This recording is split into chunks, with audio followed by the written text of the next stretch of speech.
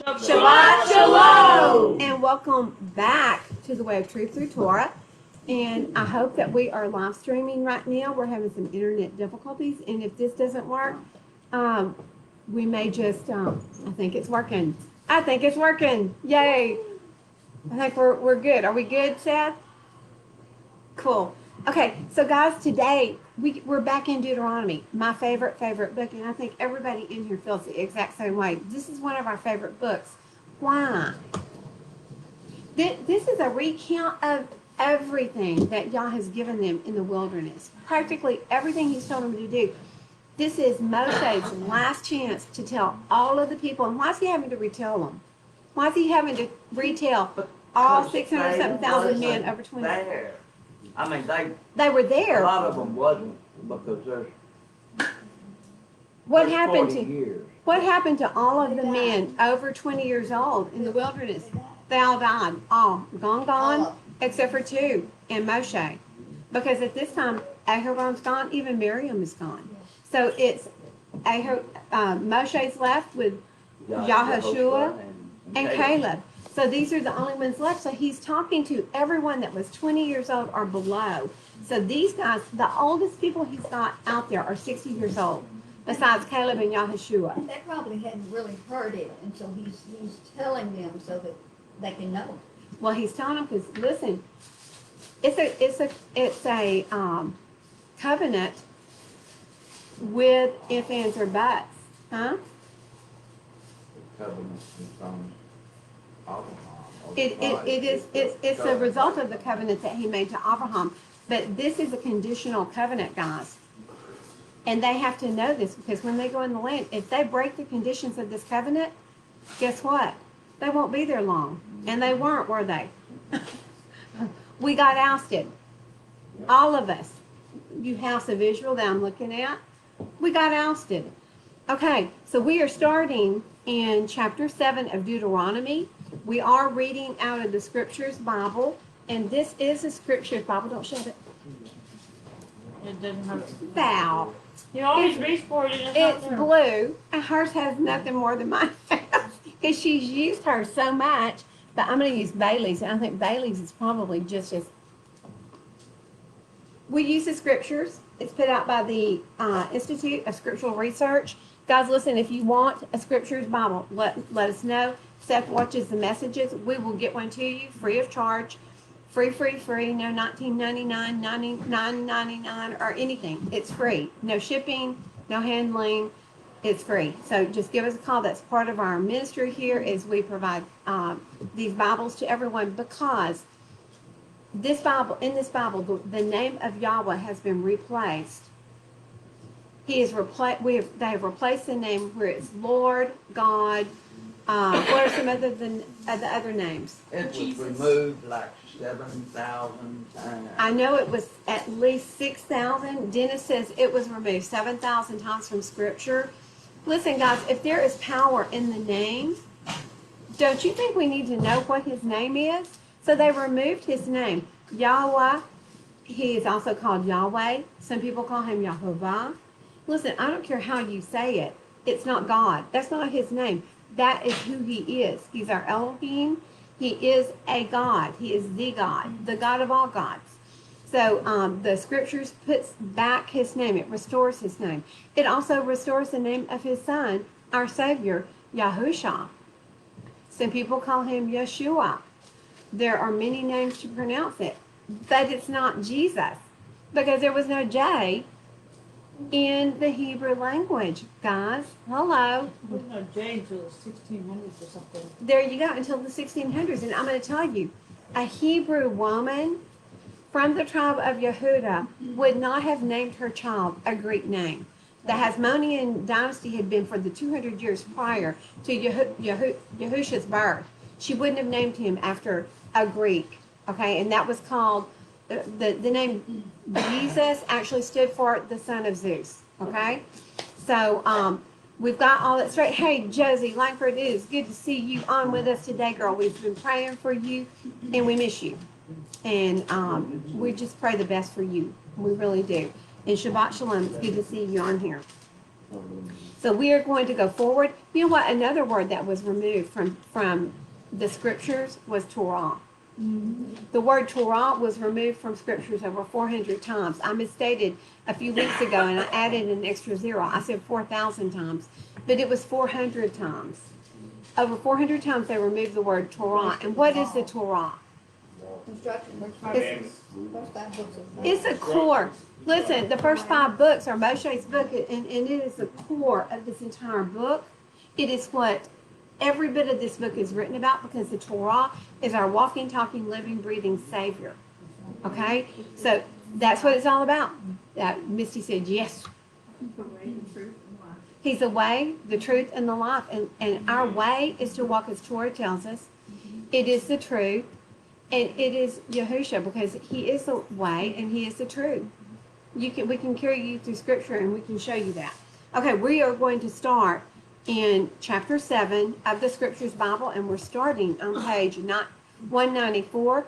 And guys, last week I missed a 1 behind 7, 11, and I carried us through 7, 1. And we missed some really important things.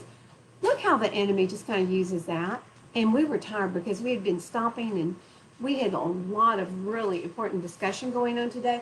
And that reminds me, we're going to have like an aha moment that I hit this morning when I was reading scriptures. And it's, who's going to be 2 of the witnesses at the judgment seat? Who?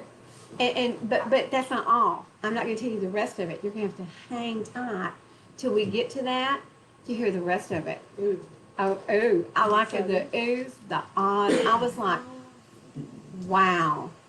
Wow. Okay, are you ready? So we are going to start in verse 2. And so we've got a few more verses to go over today than what I had originally said. And when Yahweh your Elohim gives them over to you, and he's talking about all of the enemies of the house of Israel, all of the ites, he says, you shall strike them and put them under the ban completely.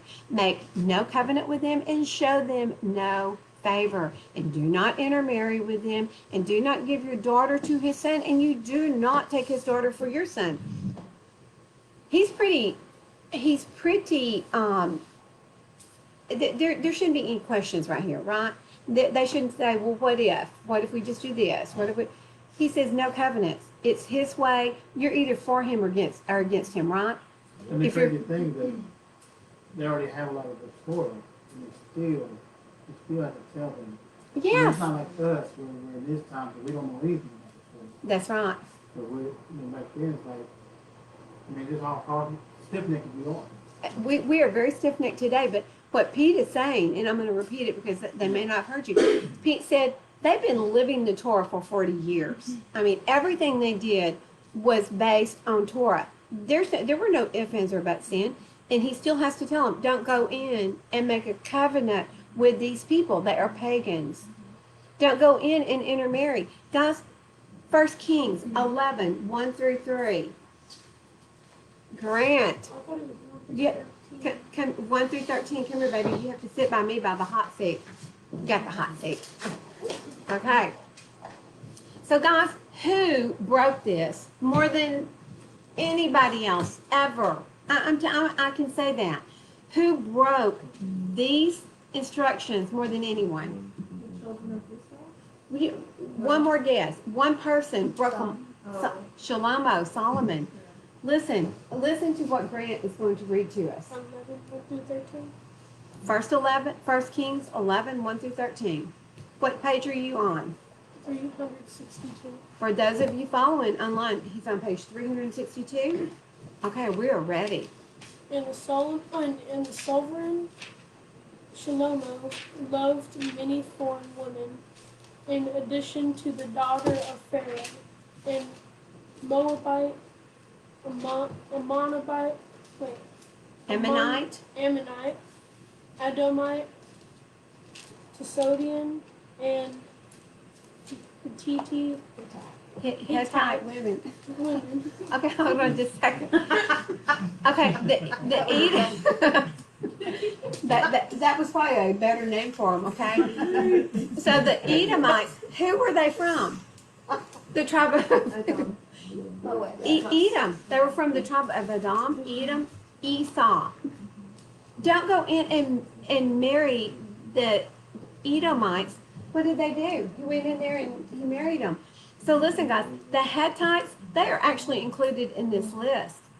That they said, don't do this. And Shlomo took wives from even the Hittite women. Keep going. You're doing He great. was supposed to be real smart. Have wisdom.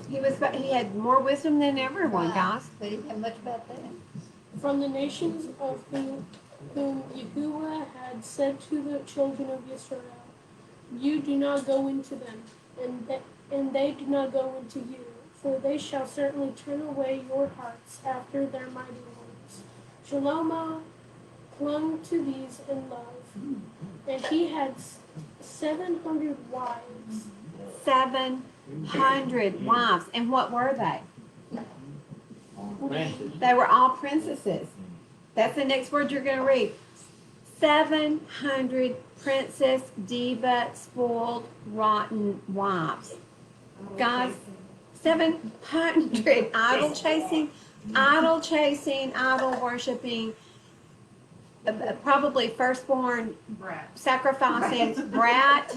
I got one. I don't know how you do it 700. Pete says, I've got one. How do you got 700? Oh, and Seth has popped up. We've got two very brave men that we probably won't see after the break. They're saying, oh, I've got a diva. How do you have 700? What else did he have? He had 300 concubines. Guys, this man was cruising for a reason. He had 700 diva wives and 300 concubines to make the 700 wives really like other princesses are not enough to make them angry. Now you're going to go out and take 300 concubines as well. Can Can like you? Adam Beam said, one day was 1,000 years, and one was 1,000 miles. One a day. It's been so nice knowing you. I ain't going there with you, Pete. Yeah. Seth said you went there alone, friend.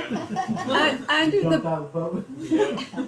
So Pete said, a day is as 1,000 years. One wife is as 1,000 princesses. So you're like, hey, bye. We see you later, maybe. We see you later. Okay. And his wives turned away his heart. And it came to be when Shlomo, can I just say Solomon? You can. When Solomon was old, that his wives turned away his heart after other mighty ones.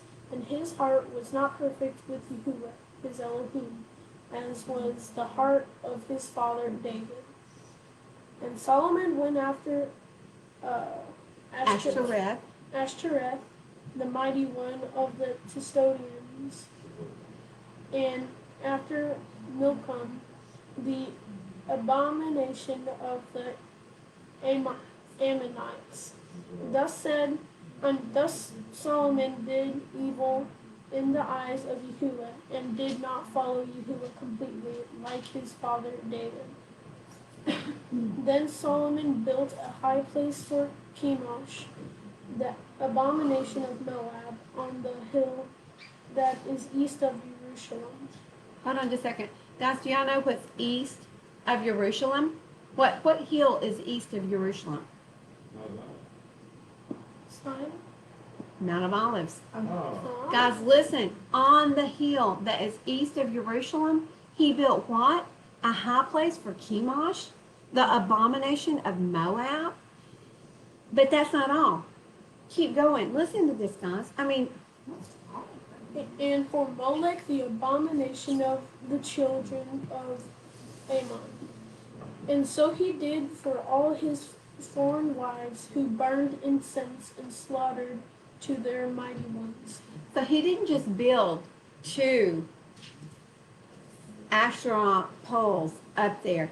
He built an idol for every one of 700 idols. If there's 700 nations involved here, he built 700 idols. And then it even gets worse. Go for it. Therefore Yahuwah was enraged with Solomon, because his heart had turned away from Yahuwah Elohim of Israel, who had appeared to him twice. and had commanded him concerning this word, not to go after other mighty ones. But he did not guard what Yahuwah had commanded. And Yahuwah said to Solomon, because you have done this, and have not guarded my covenant and my laws, which I have commanded you, I shall certainly tear the rain away from you, and shall give it to your servant. Only I do not do it in your days, for the sake of your father David, out of the hand of your son I shall tear it. Only I shall not tear away all the rain, but give one tribe to your son for the sake of my servant David, and for the sake of Jerusalem, which I have chosen. So, what did y'all do because of Solomon's disobedience to what Moshe told him back here before they crossed the Jordan? Took away his, He took away his whole reign. He left him 2 little pieces, which Benjamin was eaten up by Yehuda. It became part of the tribe of Yehuda. But guys, all the other 10 tribes went north to Samaria and eventually ended up here in the United States. No, I'm kidding. They ended up in Assyria because those 10 tribes went into captivity in Assyria. And where did they go from Assyria? To the 4 corners of the world, of the earth.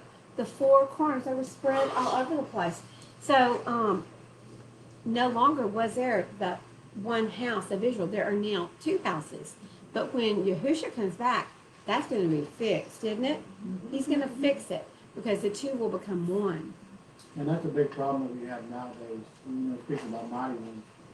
Back then you can clearly see what they mean by mighty ones, but our eyes are blind about mighty ones this day. You know, they don't actually know that they're serving mighty ones.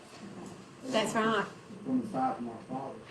I mean, like you see the fish thing on people's business for bacon, you know, and they think it's Jesus. Mm-hmm. And they go with the Jesus and the fish thing. It has nothing to do with the Messiah or the Father. It had nothing to do with the walk and the way. And so what we have done as Christians throughout the ages in trying to pursue Yahushua in our own way, not his way.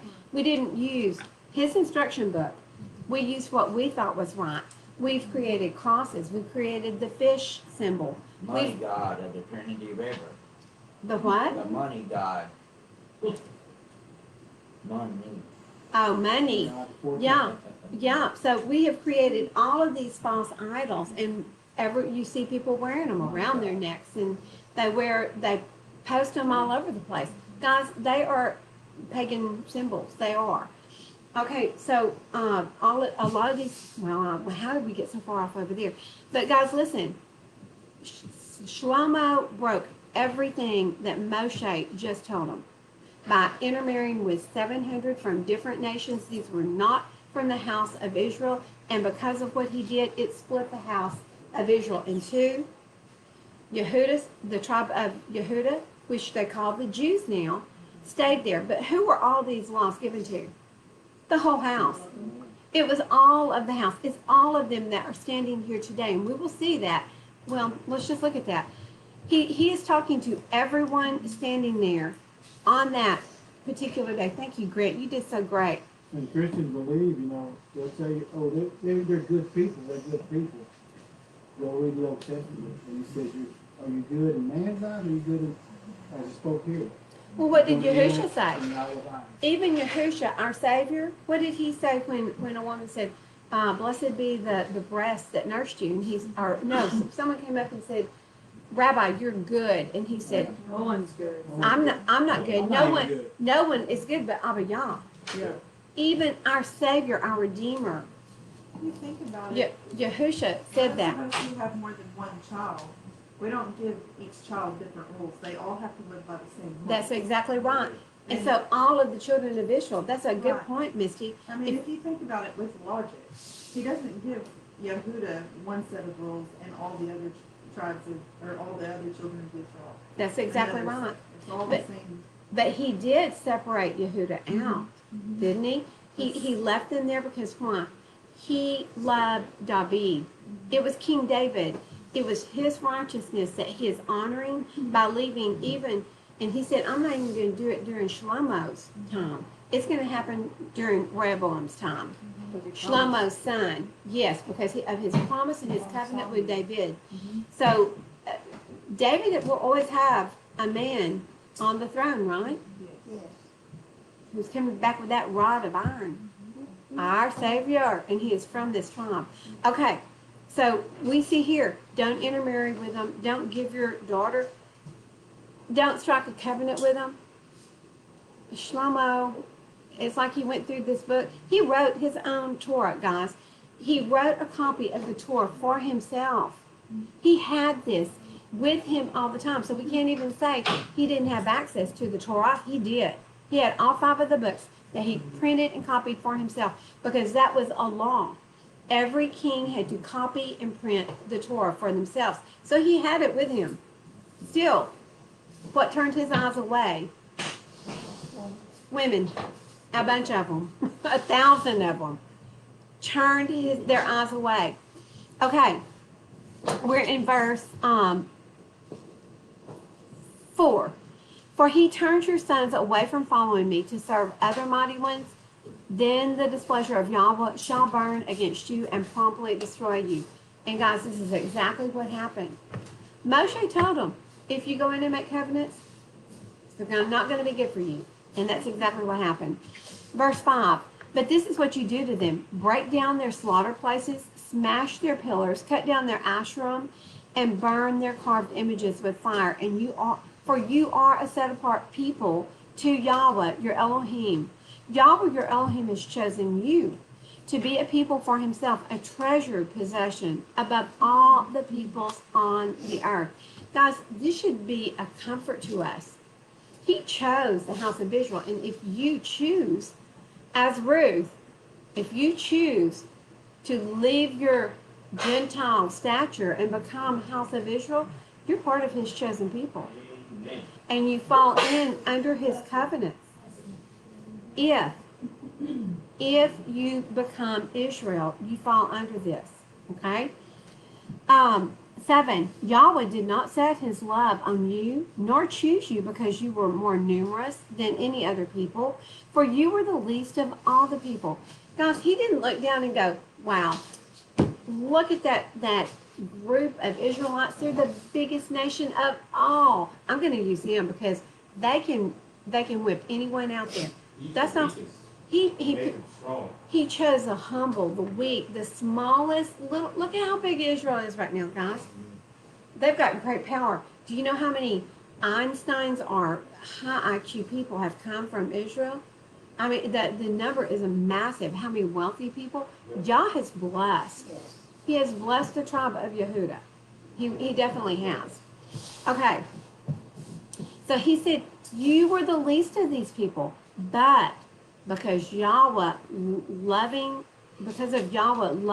you, and because of him guarding, listen to this, he's guarding the oath he swore to your fathers.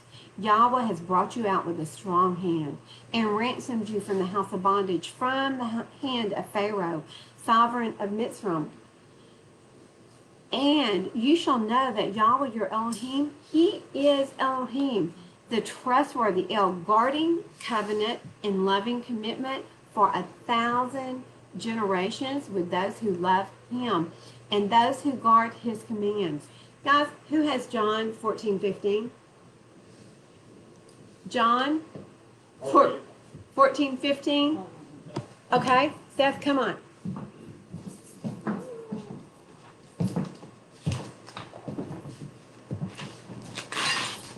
John 14:15, and it is on page. You're not going to know because you're in that.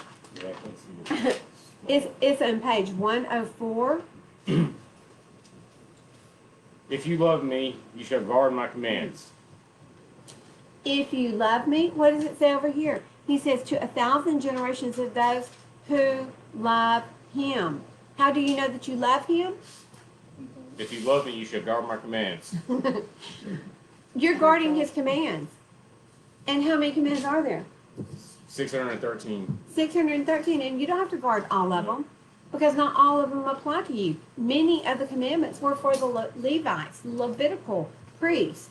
Many of them are for men. Some of them are for women. So you don't have to guard all of them, but you're supposed to be trying to do all of them, right? For kings and judges. Huh? Some of them were for judges, kings. Yes. The judges were commanded to judge with right ruling. The kings were commanded to rule with right ruling. No partiality. No partiality because one man comes along and he has got great wealth. That doesn't matter. Okay. So for 1,000 generations, guys, we're back. 1,000 generations, first of all, has not passed since this was written. Has it? No. Okay. So we're still in that generational period. We're part of that blessed. If you love me, you're going to keep my commands. Generation. But look at verse 19. He says, but repaying those who hate him to his face to destroy them, he does not delay to do so with him who hates him. He repays him face to face. Who? Am I in a different place? No. You can do Romans 7. Page. Yeah, you're You're first. right. Verse 10. Okay. Yeah.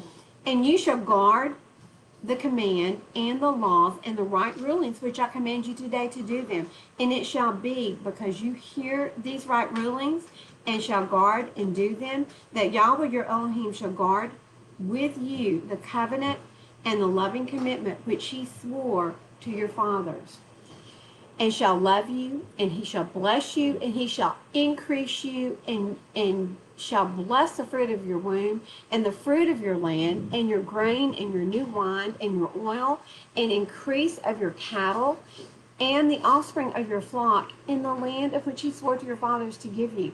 Guys, what does that sound like? It sounds like the Torah.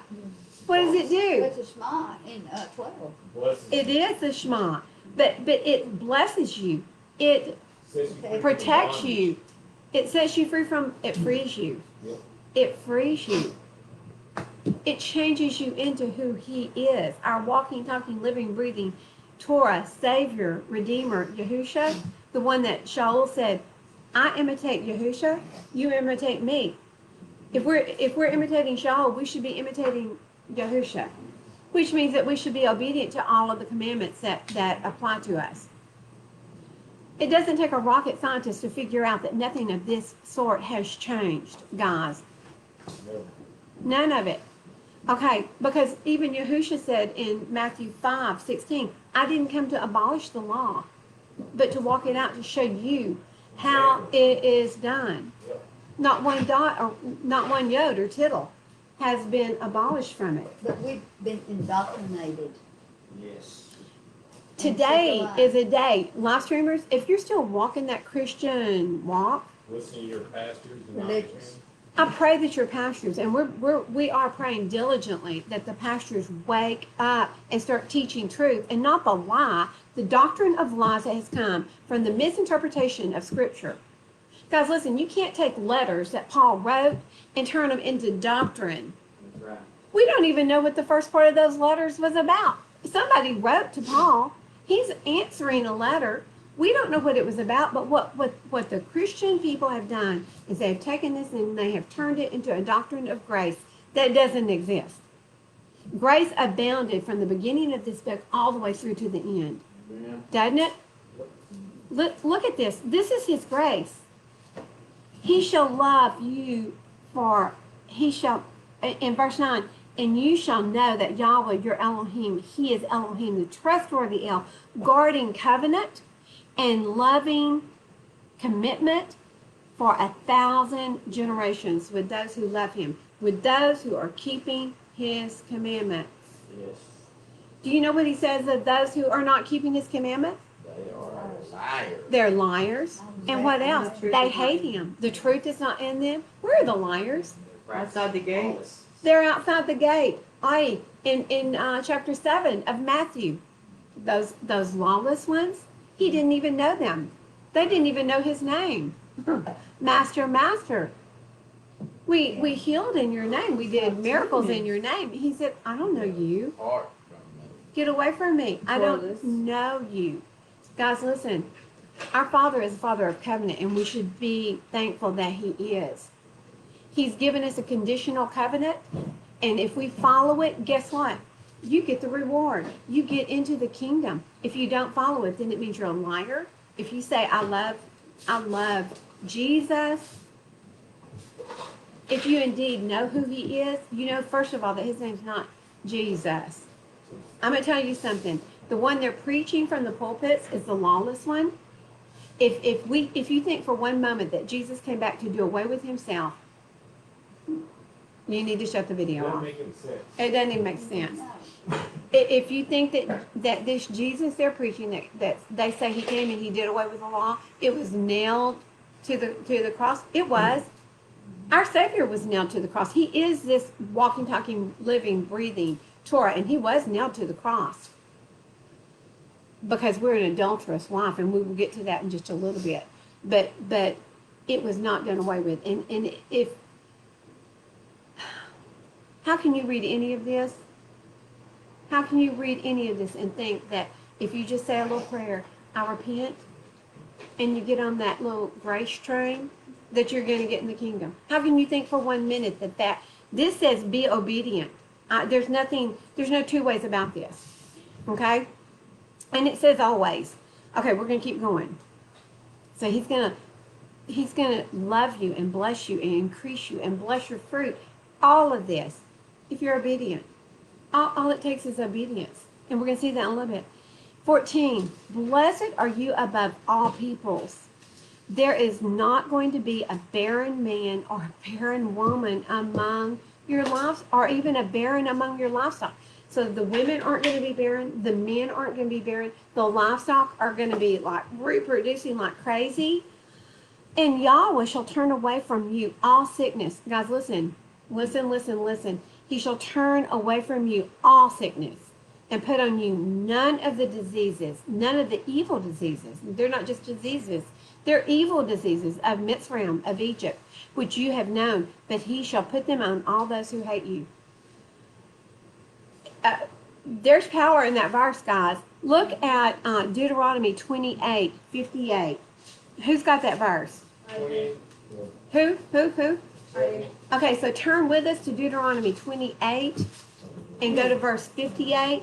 And Bethany, come on up here, baby.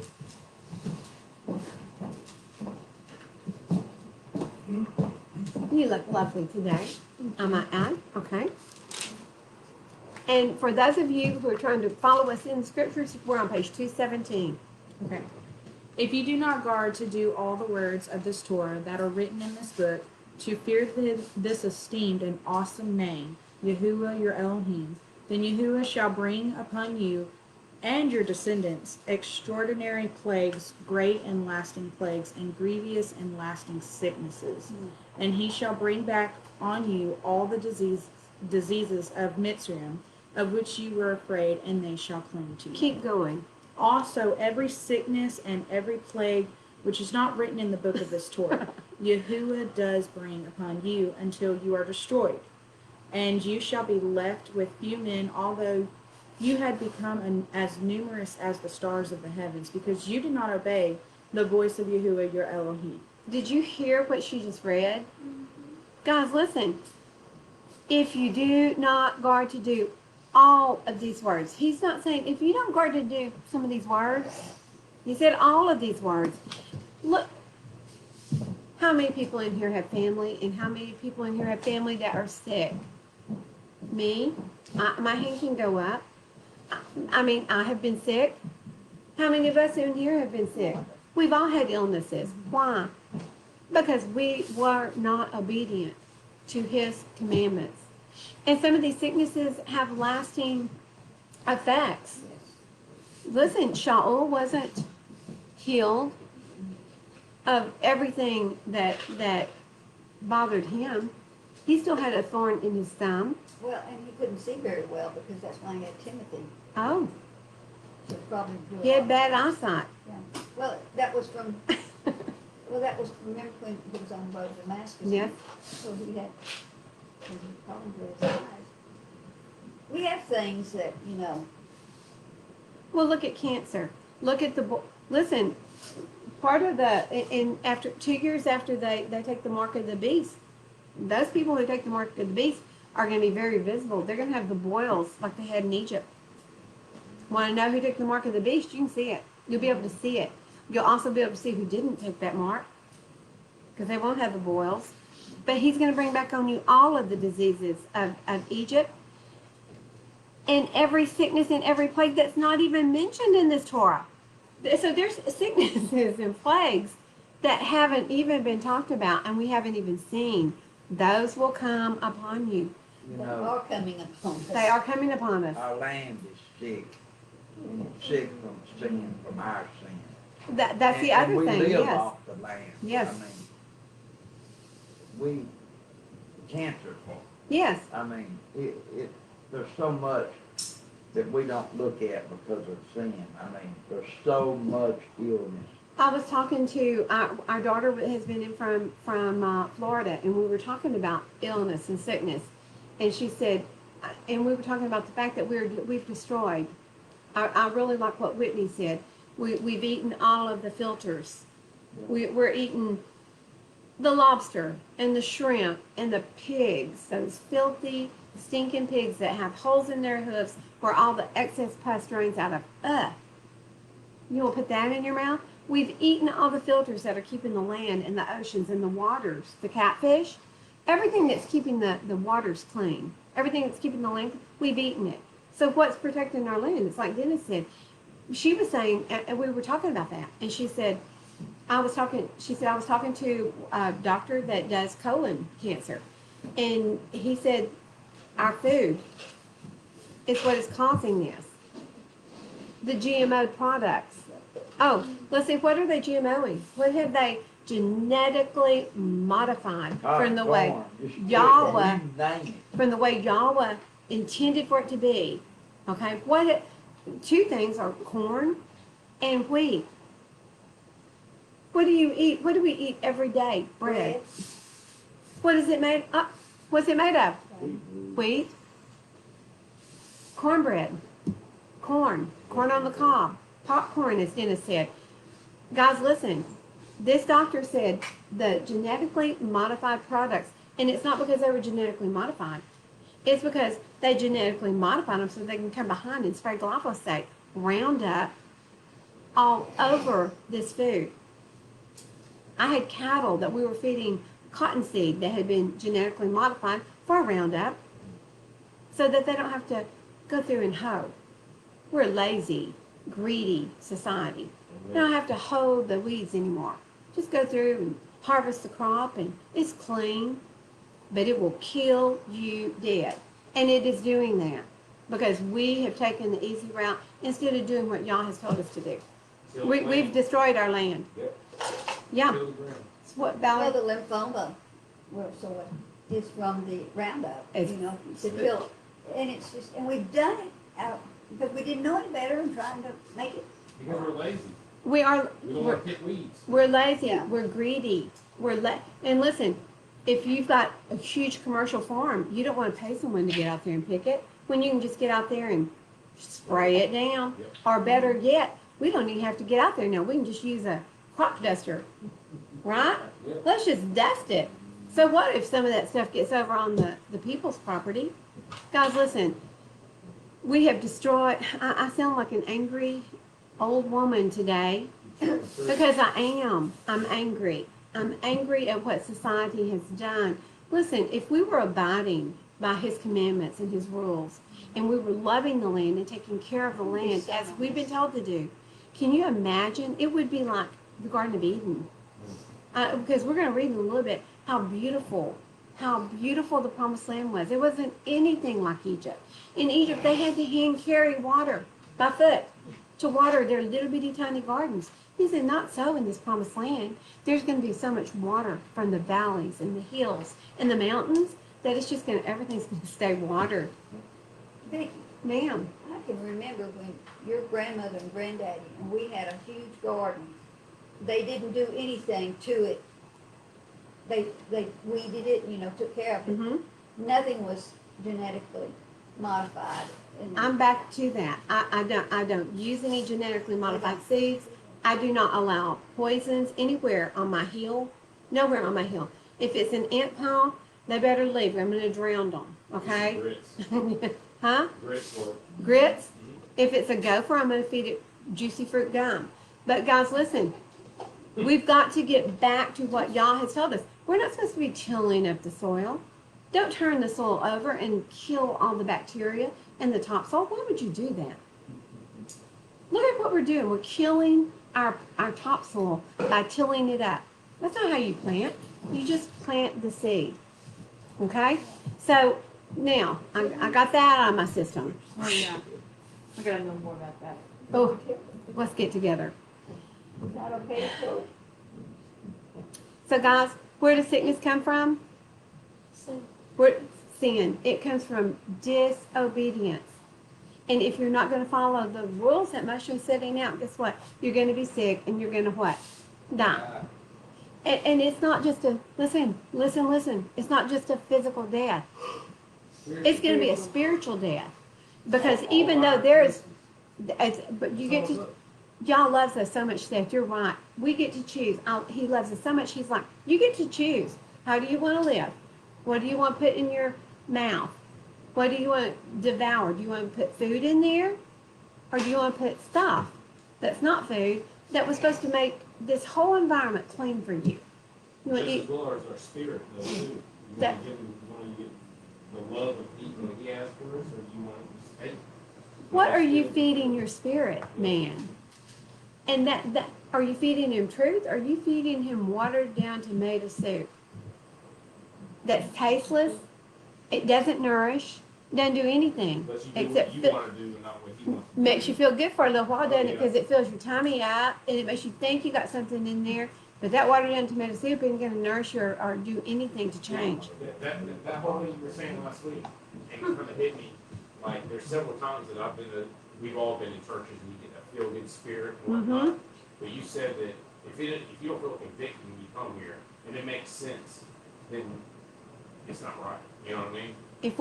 If we're not feeling like, oh my goodness, I've got to I need change. to change that, yeah. If we leave here going, "Phew, glad I don't fall. I'm glad I don't fall into any of those categories. Then we in trouble because every time I study and I read, I'm like, Man, yeah. oh, another one. Uh-oh, I got to change something. Valerie and I talked about this years ago. We were like, are we ever going to get to the place where we're not repenting and going, Father, I'm so sorry I did that. I didn't know. I didn't know.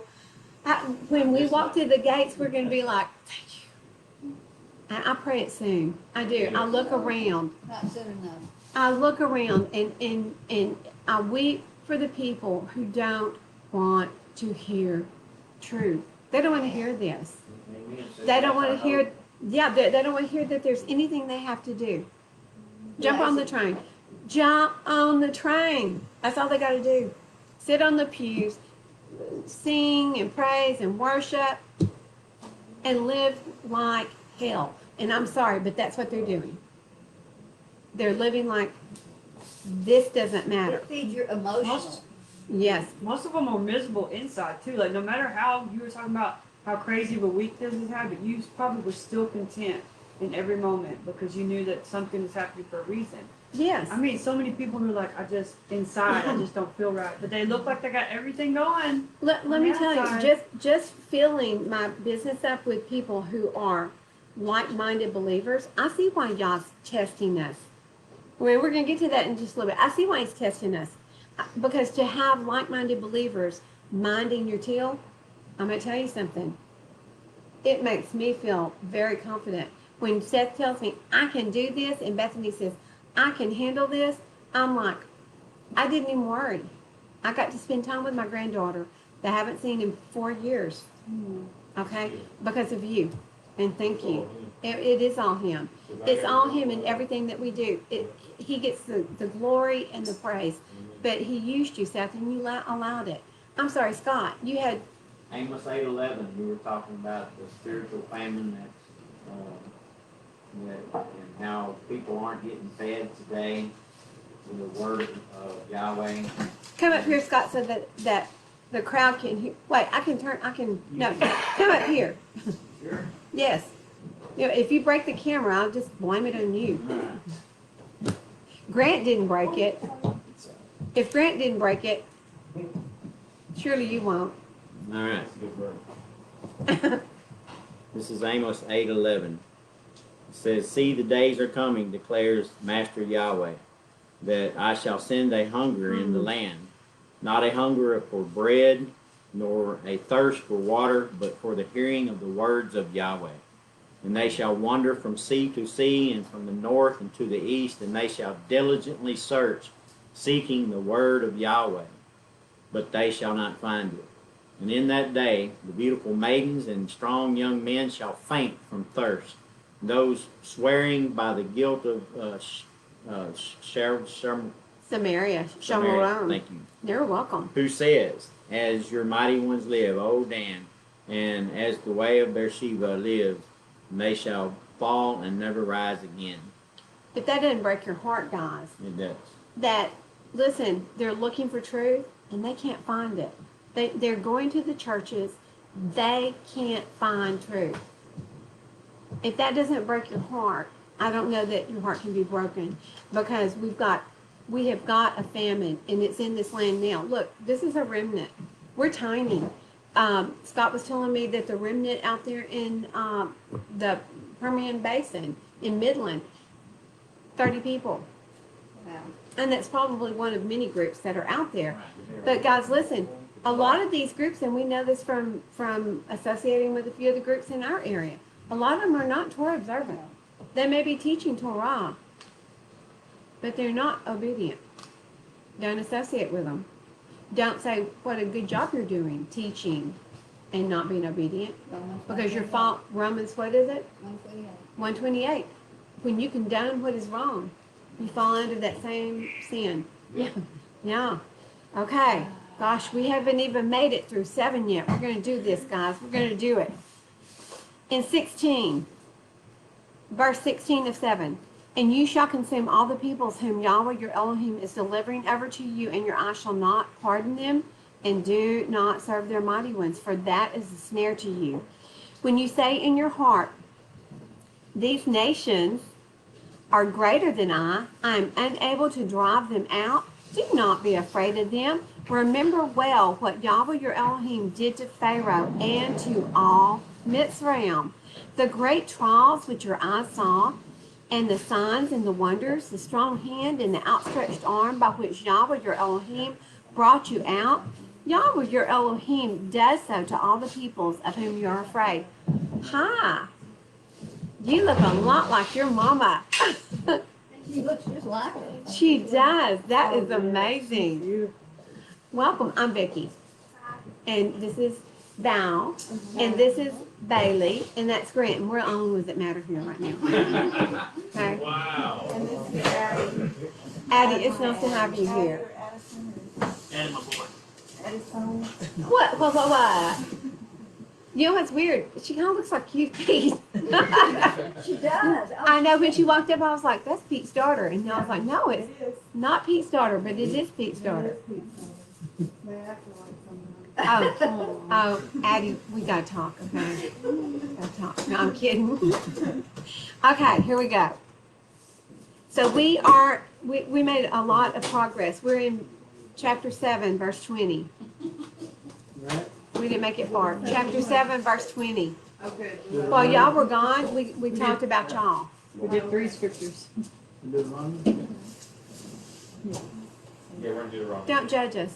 So, We try. We made it a little bit. That's a we different didn't do word. very far. Are y'all trying to get the, Uh-huh, I'm sorry. it's okay. That's why I didn't do it a while ago. I was like, We're doing it together. good. Teamwork.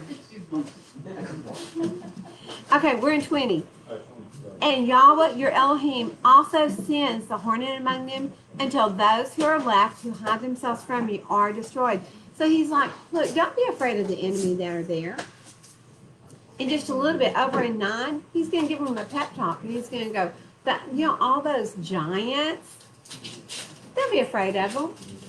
He's telling them here, don't be afraid of them, right, Val? Oh, we got Everybody's got their knives out. Y'all want me to pull mine out? Knife fight. I've got one. 3 of us.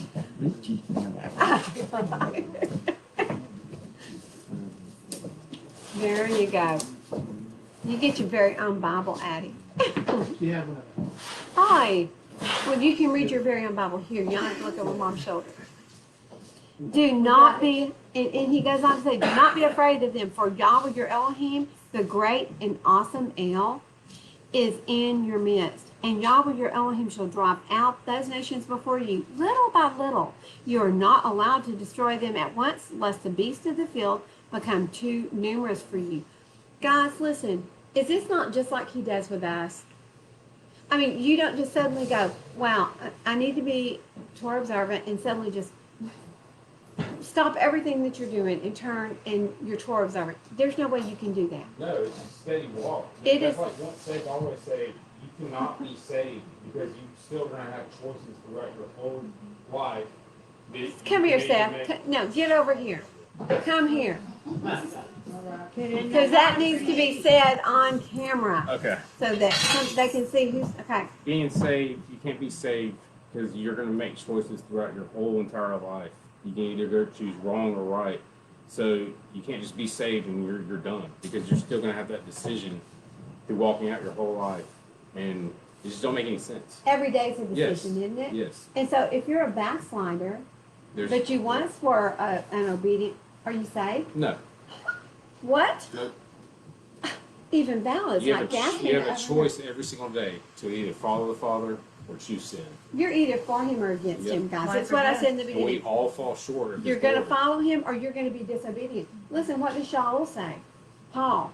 He says, I walk out my salvation. Continually. Continual. It's a Not just, continual. okay, I'm saved, good, Yeah, we're good. No. Mm-mm. What happened? Because he comes along and if you're a dry branch and you're not producing fruit, what does he do? Throw you away. He first he lobs you off. Yep. If you're a branch and you're not producing fruit and you get lobbed off and you lay there on the ground, what happens? Dry up. What and what happens to those dry branches? Get They thrown get thrown in out. fire. bush. What happens to them then? The heat.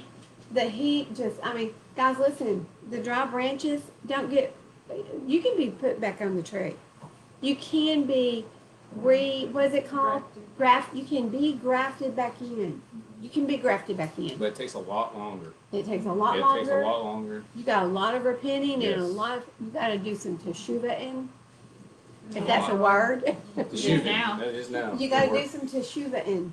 You Well, got yeah, to you got to be you've got to be resaturated. You've Yes. got to literally be Well, there's a remoistened, difference Refed. between backsliding and sinning. backsided, finding Backsliding and just sinning. a huge difference. Huge difference. Like, I didn't know, I thought I was backsliding, but I wasn't backsliding. I was just sinning here and there, which is Yes. still wrong, but backsliding, you just go back to your old ways. Backsliding You're is just going back to your old turning. ways. It's Yeah, literally Back to- Amen. it's literally turning Yes. your back on Yah. and It's not turning caring. your back on His Torah, and you're going. I liked it better across the tracks over When I can there. do what I Where want. they're doing everything Yeah. that they want to do. I like it over there, but there's no salvation No, No, over that's there. what you said on backsliding, you're backsliding, your salvation no longer there. That's it. And that's what I understand how the Christianity, she said, Christian, I don't know what verse he's looking for. He tells us we gotta do it fear and trembling continuously. I mean, Yeah. he knew he wasn't saved. Yeah.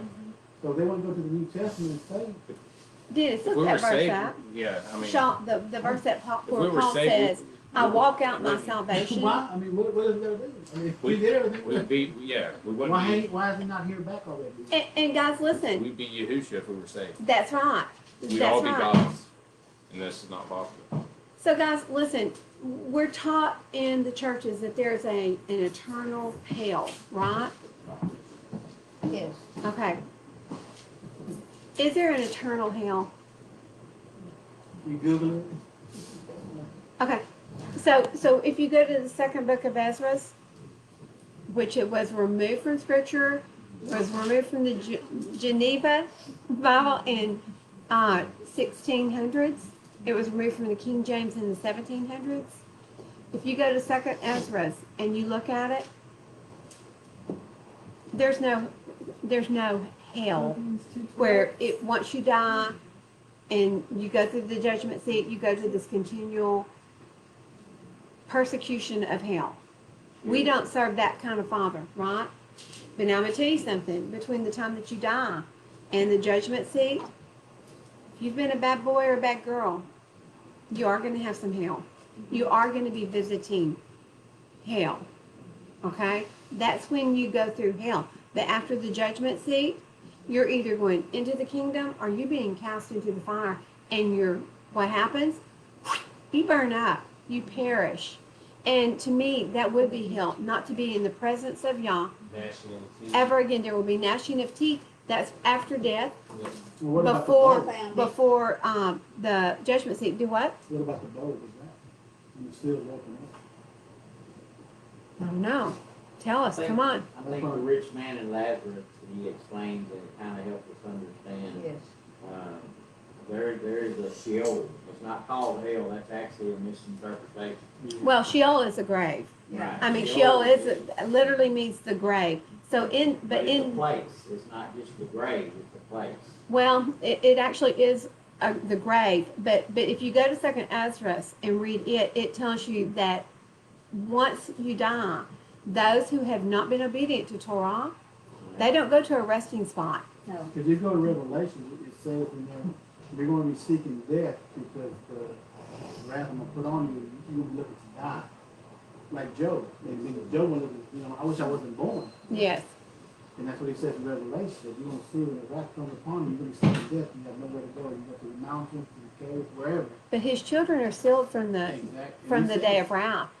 His children are sealed from the day of wrath. I found it's Philippians 2:12. Okay. It says, so that my beloved, as you always obey, not only in my presence, but now much rather in my absence, work out your own deliverance with fear and trembling. Work it out or walk it out.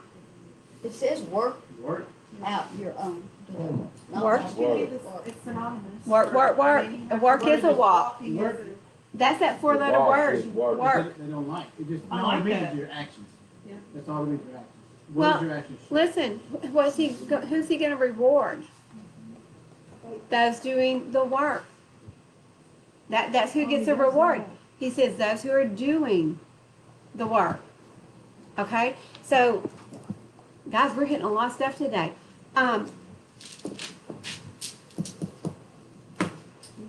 We'll hit that. Scott, I'm going to go over that with you in just a little bit. Okay. But have you got the second book of Esdras? Not with me. I'm going to send this back there to you. Read the 7th chapter. Okay.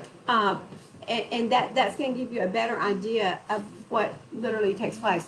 But what we're saying though is that there's not a continual fire of hell that Right. is going to burn. The children, listen, Yah created every single one of us. Do you think that we serve a father that is going to let his children? No. If you have a child and they're a bad child and they everything they do is bad and you're like ashamed of them, do you want to see them burn forever in hell? No. Abba Yah is more grace. He is full of grace and mercy, much more than we are. Do you think he wants any of us to burn and suffer for all eternity? No. He said that, the verse said that. It's all men to be saved. He wants us all to be saved All they- and healed. He wants us all to be healed and saved. He wants us all to enter into the kingdom. But unfortunately, this is all Like we a- are. Like We're- a parent, we want all our kids to go to college. All they go know. That's right. We want all of our kids to be obedient to what we're telling them. Yeah. That's what we want. That's our good. That's what we say. Our children are so good. They're obedient to everything I command them to do. Why do we think that we aren't supposed to do any more so with Abba Yah? Our Creator, the Father of everybody, everything. He created us on this earth to walk with Him in the garden. I like saying that to simplify things, like we're all his children because he created all of us. That's right. But then when you come into covenant with him, you become my people. Yes. You know what I mean? Well, and what does Second Ezra say? He says, I don't worry. At the end time, everyone's been given the same choices. And in the end, I'm not going to weep over those who are just going to be cast into the fire and perish. I'm going to be so busy rejoicing over those who have chosen to be obedient to my Torah, I'm not going to have time to think about those others. It's just going to be a great, huge party because guess what? Everybody will have been through this trial and the testing. Everybody made their choice. Everybody will have made their own choice. Correct. And everyone gets to choose, guys, and our heart breaks for those that we love because we want everyone to be in the kingdom, don't we? I want my children, I want my parents, I want my grandparents, I want my friends, I want my aunt. Thank you. You know, the reason there that Elohim calls you, but how many times in my life does he call you? Oh, yeah. How many times has he called all of us? You know, And people that's say that scary. He calls you. He's always calling you, but Yeah. are you answering the call? What was he calling you with the man on the street corner that said, the end of the world is coming, repent? Was that a call? Good man, good man. Was that a call when some little old lady walked up to you on the street and said, are you saved? Have you chosen Jesus as your Savior? Listen, it's probably not the right wording, but was that That's the milk. the chance? It is the milk. It's the milk. It's the milk. It's not the steak. It's not the But he steak. knows, We like steak, don't we? yeah. You're gonna get filled on milk. He knows when we're ready. And those opportunities come and he allows them to be presented to us. That's where we make the choice, whether we're going to accept, Yes. or reject. And the rich young ruler is a picture of what happens. I mean, he was seeing that where he allowed himself to be, and he was saying, "Go tell my family." Yes. So it's that period of that it talks about, weeping and Gnashing of teeth. That's- Because guess what? The door's not going to be open for you. And you finally, and they've realized it. because, and you're reading that right now, Scott, but what is the first thing you see when you die? You're escorted into this, well, you got 7 days. 7 days. 7 days to see whatever you want to see, and then you're escorted into not the kingdom, but you're escorted into this place where if you've been following his commandments, you go into a resting spot, but before that, you get to see everything. You get to see the rewards that are saved up for those who've been obedient. You also get to see what happens to those who have not been obedient and the sadness for those people. You get to see many things. So those who have not been obedient, they get to see the rewards of those who have been obedient. You think you're not going to be gnashing, ripping the skin off your arm? Like, think about it, guys. I mean, pulling your hair out going, why didn't I listen? No, listen. Why didn't I study his word to show myself approved? That's all you have to do. Not listen. You should be studying this. Everyone who's live streaming with us, you need to get into the word and you need to read it for yourself and make sure that what we're telling you is accurate. Don't believe what I'm saying. And definitely don't believe what Valerie, I'm kidding. Don't believe what any of us say. Check us out. Addie's like, I don't trust you. Guys, where was I? I was trying to find my place while Valerie was sharing with us. I think it's 17. 22. okay. And Yahweh your Elohim shall drive out those nations before you little by little. You are not allowed to destroy them at once, lest the beasts of the field become too numerous. That's where we had stopped a while ago because it's just like our walk. It's little by little. What did Shaul say as I look in the mirror? Glory to glory. Our faces should be changing. Listen, guys, you shouldn't look the same as you looked yesterday. If you're studying his word, you shouldn't look like you looked yesterday. And Darian, you don't. You look different from last week. You've been studying, haven't you? But that's what Shaul's saying, from glory to glory. We should be more like Moshe. Can you imagine? To get to that place of being that humble and that obedient. I'd love to be called what Moshe was called, the most humble and obedient servant. We watched Steve about 3 weeks ago. 3 weeks ago, about a month, when he started, he asked me that time. Uh-huh. And you got these people come here and speak, and they go, do you see yourself as Moses? I look at her and say, oh, no, yeah. I said, I don't see how that's possible. No. He kind of put himself up there, but then brought himself down. Yeah. His head got big. Maybe not Moses, but maybe a prophet. Yeah, Maybe. he's no closer. La la la la la la Yeah, la yeah, la as I said, la he should la. have been served. But I So- don't- I so don't see guys, your face None of us are shining like Yeah. Moshe. We should all aspire to be as Moshe was, my good and faithful servant. Even the prophets, all the prophets of the Testament, they're still striving to do this. Yes, I mean, it's a long it is. road. It is a walk, and every day we trip, and every day we fall. Listen, guys. For those of you who are live streaming with us, we certainly are not professing to be perfect because we are not. Not one of us. There are a lot out here that are doing way better than what I'm doing. I mean, we try to walk it out, but we're human and we're flesh and we're gonna fall. That's when we build each other up. That's why we're a Keep each other family. lifted up. That's exactly right. As I said, You're when weak, you're weak, I'm strong. That's right. I learned from the guys that are around me all day, Seth and Bethany. when you're weak is where you're strong at. Because your weakness is where you can be trying to make yourself strong. That's right. That is right. And that's that person has in them. So we do. We lift each other up. We see another walking and struggling, and we pray for them. They don't even know that we're praying for them, but we're praying for them because we know that they're having a struggle. We can see their walk, and we pray for them. Right? Okay.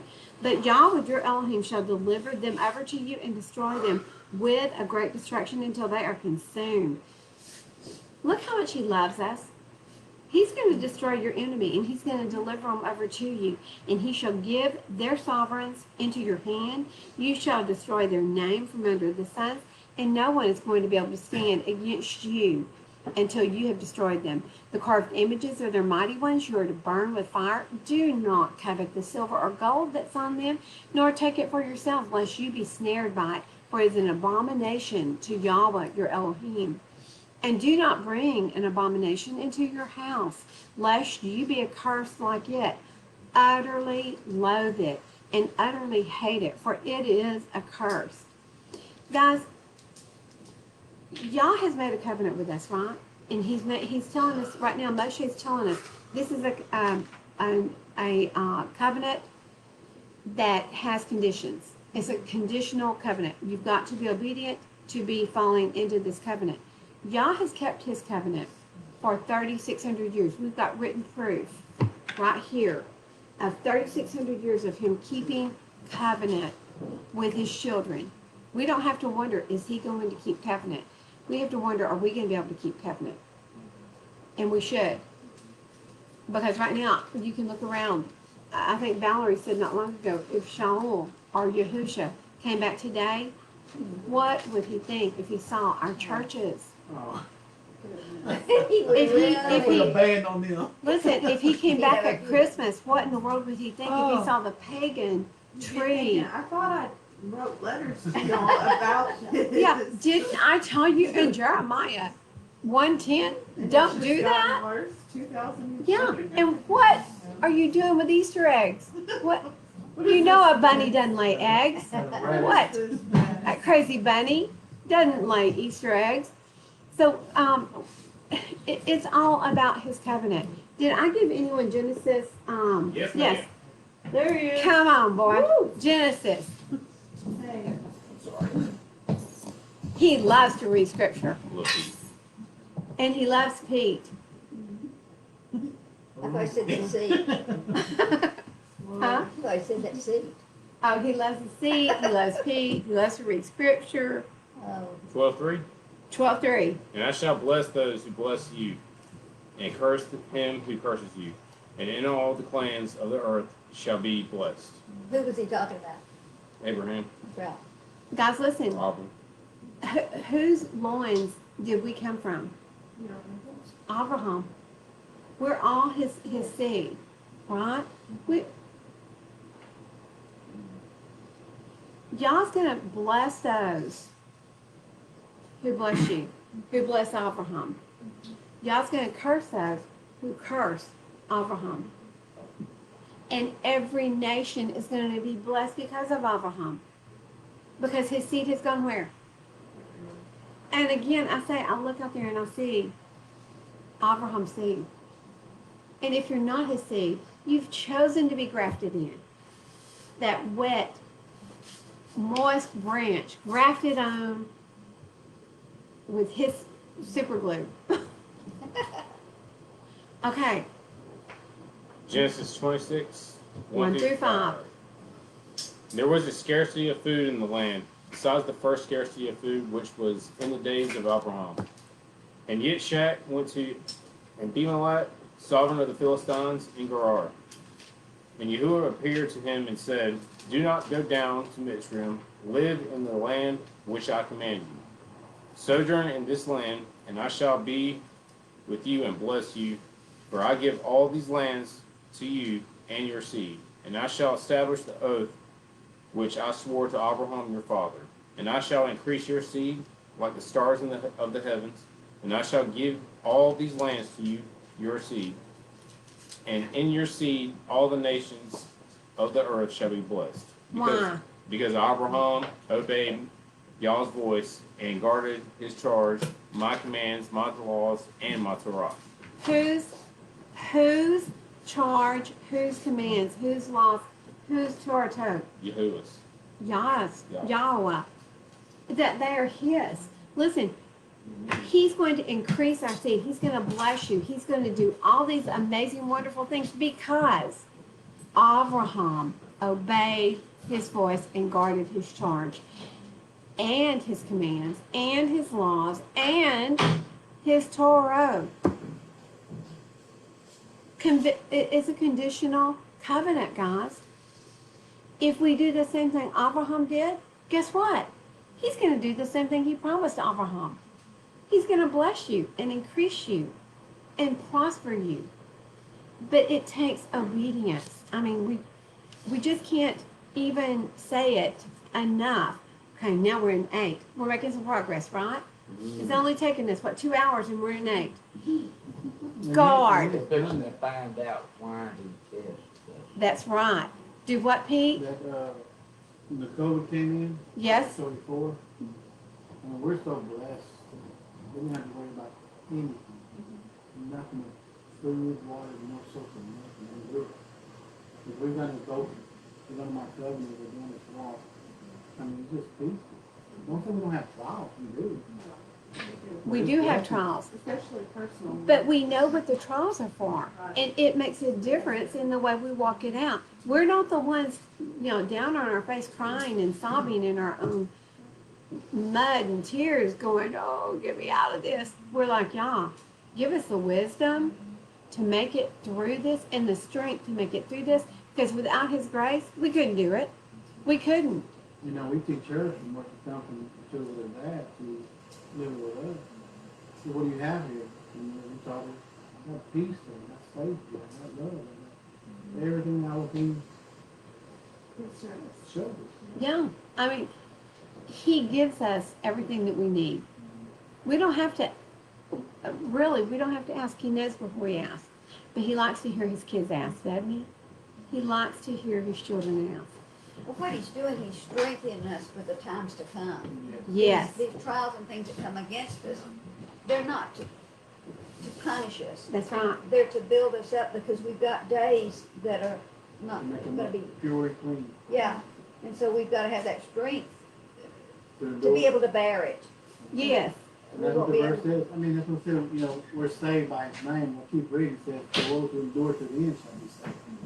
Endure. I mean, we gotta go through something. You got to last through it all, right? Until that final day of wrath. Okay, guys, listen. If you're going to be locked up in a room for 20 years and you get to choose 10 people to be locked up in the room with you, how are you going to pick them? People always get along with. By their loyalty. Val said, people I get along with, Seth said those who are loyal to him. That's kind of weird. Like-minded. Like-minded. I like that, Chanel. If you think a lot, you want those people in there because you've got someone to talk to. Otherwise, you're like, what's that person? What's Grant talking? What's Dancing with Dogs talking about right now? If even your best friend, They you won't. don't know it's your best friend until you move in with it. That's right. And you be like, whoa. What was I thinking? Okay, so you're going to be very picky. You're going to pick like-minded people, people you get along with, people you enjoy spending time with, people that you can build each other up with. Humble people. Humble people, not someone who's arrogant going, well, I told you this, I told you that, and why don't you do it my way, You're right? not humble, you can be moaning, groaning, complaining. We're the ones that have the fruit of the Wine Spirit. bags. How can two walk together unless they agree? Look, you're looking for someone you can be equally yoked with, right? Okay, well, our daddy, our Abba Yah, he's looking for nothing any different than that. Who wants to go into eternity? Who does he want to invite into eternity with him? Who does he want there? The crybabies, the whiners, the rebellious, stiff-necked people. You think he wants... He had enough of them on Mount Sinai. He was like, hey, what? No, you think I want you to come into the kingdom? Is that who he wants in there? The ones that go, I don't have to obey his laws. You think he wants them in there? I don't have to obey his laws. I have time to change. Like I that's- can change if I I... can change later when it gets closer to time. Then I'll worry about Oops, a train's changing the coming. things I do every day. Yeah. Okay, so listen to this, guys. Chapter 8 of Deuteronomy, verse 1. Guard to do every command which I command you today, that you might live. It's not a promise that you're going to live, that you might live.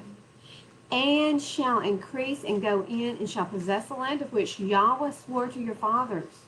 And you shall remember that Yahweh, your Elohim, led you all the way these 40 years in the wilderness to humble you, to prove you, and to know what was in your heart, whether you would guard, look at this, whether you would guard his commands or not.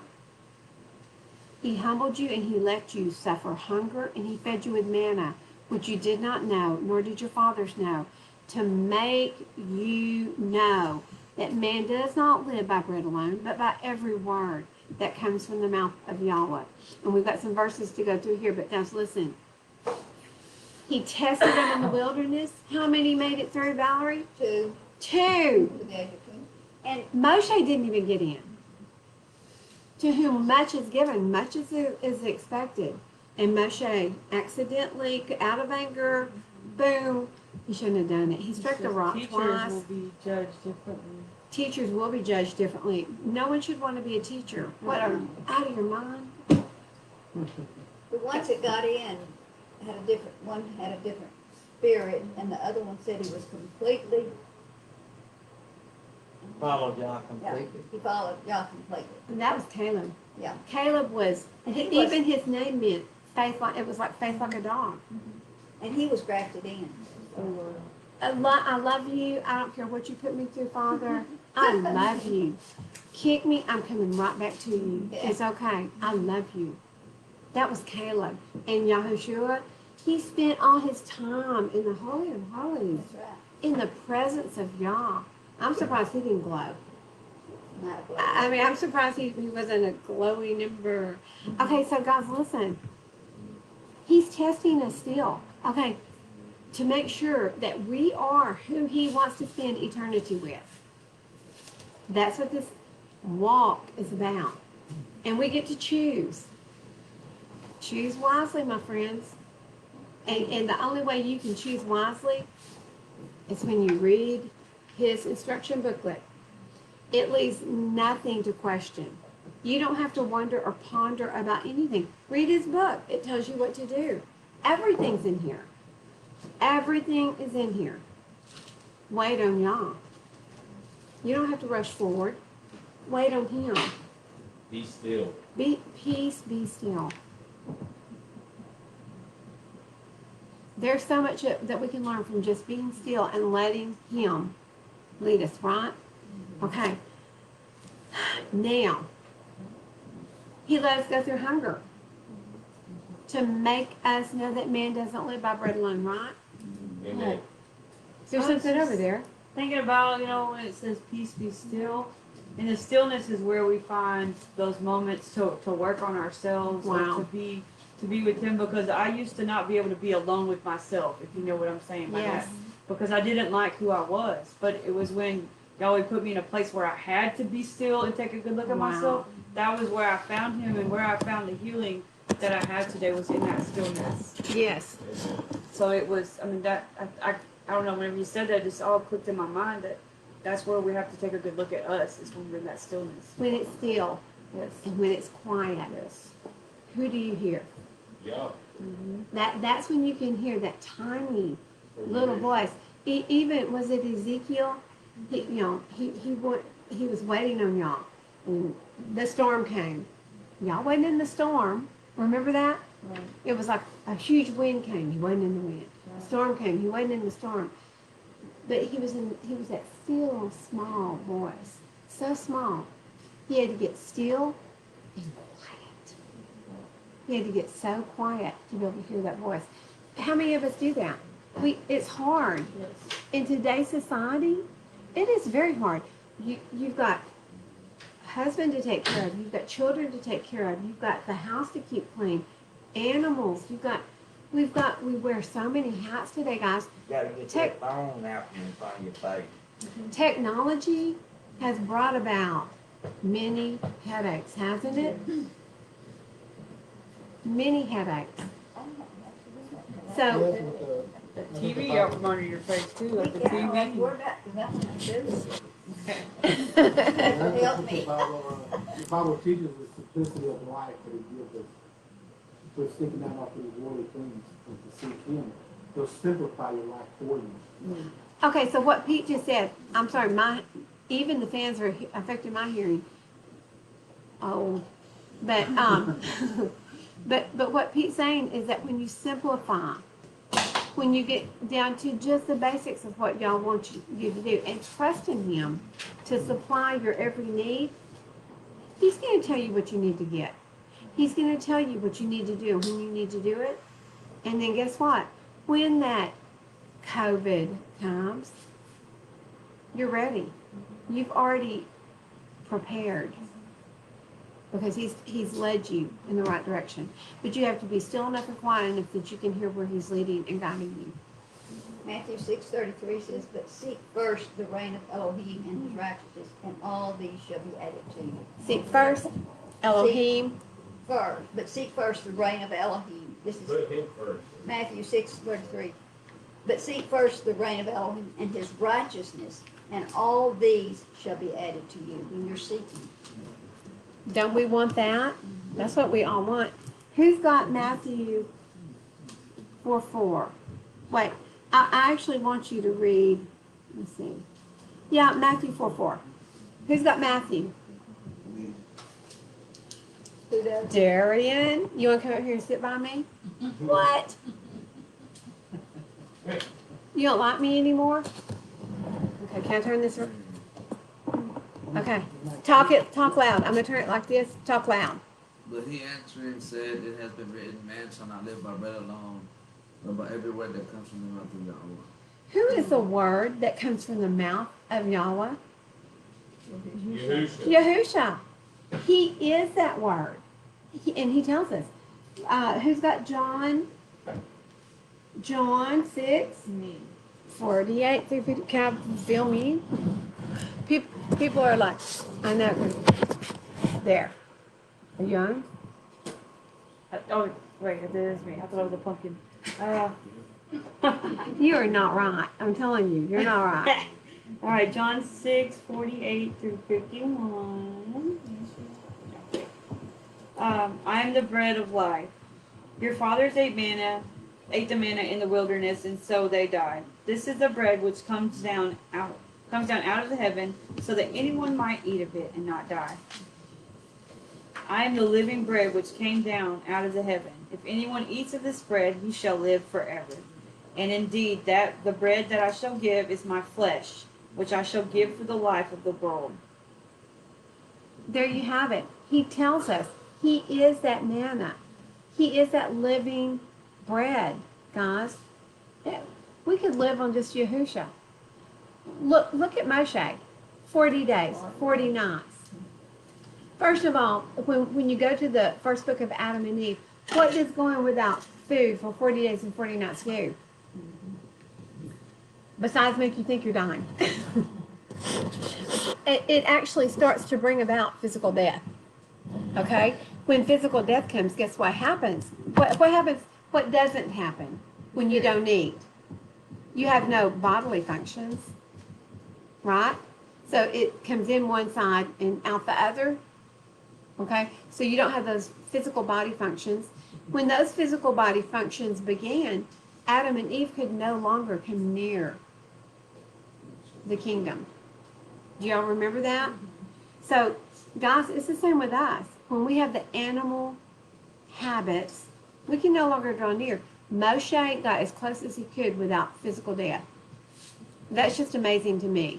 And that's really when we fast, that's what it's all about. Okay, let's go forward.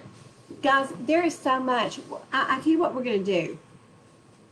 We're going to finish chapter 8, and we're going to stop and have a feast, because Addie looks hungry. She looks poor. We got fatten this kid up, okay? And Bailey. So we're going to stop and feast after 8, and then we'll come back and finish up. Does that sound okay? Sound like a deal? Okay. Okay, so we're going to go here to verse 4. Your garments did not wear out on you, nor did your foot swell those 40 years. Thus you shall know in your heart that as man disciplines his son, so Yahweh, your Elohim, disciplines you. And now, guess what we have? Missy already knew. We have Hebrews 12, and can I turn this around on you? Oh, yeah. Oh, yeah. Camera shy. I got camera shy people everywhere. Nobody breaks the camera except me. No, I'm kidding. Okay, so we're in Hebrews 12. You thought it was about to happen, didn't you? And she's reading 4 through 12. You don't want to come and sit by me or anything? Okay, I'm going to turn it kind of sideways so that yes. I'm ready. You have not yet resisted unto blood, striving against sin. And you have forgotten the appeal which speaks to you as sons. My son, do not despise the discipline of Yahweh, nor faint when you are reproved by him, for whom Yahweh loves, he disciplines, and flogs every son whom he receives. Wow. Okay, I just want to stop and just, that is amazing. He loves you, and because he loves you, he what? Flogs you. He flogs you and he disciplines you. Addie's like, what? They So must if love you- me a lot. My mom and dad love me a bunch because they beat me. I get the wall. Oh, the wall. Is there a circle that you have to put the nose in? Well, that's better. You do what? Wall sits. Wall sits. Seth is laughing at your dilemma and what you have to go through. Seth, that's not I right. have some strong legs. Yeah. What does she have to do? Wall sits. Sit on the wall. Yep. That's a good discipline. Sit on the wall? That's a good discipline. It straightens that spirit right. Oh, I'm gonna tell you, your legs go into cramps and There it goes. They start shaking like Thank you, Misty. Thank you, Misty, so much. new discipline for your kids, guys. It's called wall sits, where there's not a real chair. Okay, just Legs out saying. for that walk you're Okay, on. okay. We got it. We got new discipline. No, no. So if you endure discipline, Elohim is treating you as sons. For what son is there whom the father does not discipline? But if you are without discipline, of which all have become sharers, then you are illegitimate and not sons. Moreover, we indeed had fathers of our flesh disciplining us, and we paid them respect. Shall we not much rather be subject to the Father of spirits and live?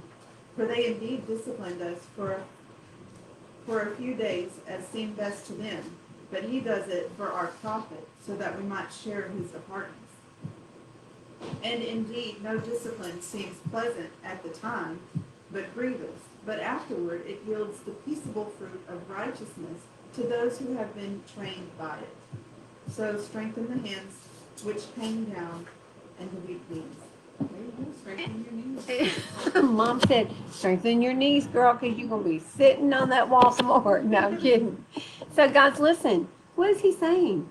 He loves us. He's going to discipline us. And if he's not disciplining you, guess what? You ain't his. You're not his. He's like, if you're not being disciplined by me, it's because you're an illegitimate son. We talked about how, you know, when people go into the military, how they have to break you down Yes. and build you back up how they want you. He's breaking us down when he disciplines us Wow. and building us back up into the set apartness like it speaks about.